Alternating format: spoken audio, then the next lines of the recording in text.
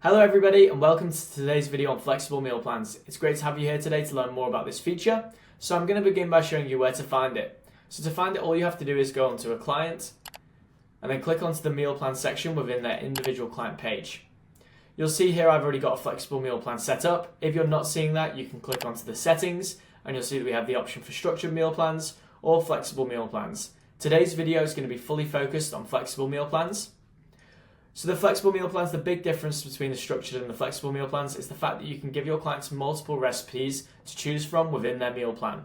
You'll see I've got 4 variants of breakfast here. It shows you the average calories. I could add more options.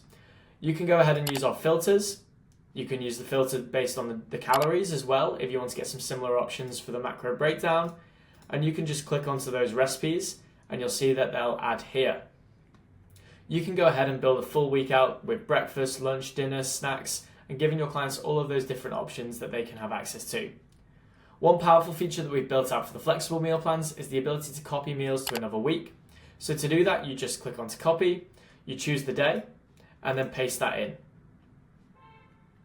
If I go to the 15th here, you'll see that that repeats the exact same flexible meal plan day that we had on the 8th, which I built today.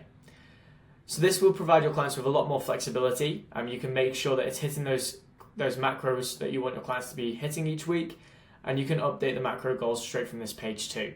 I hope this overview was helpful. If you have any questions, be sure to reach out.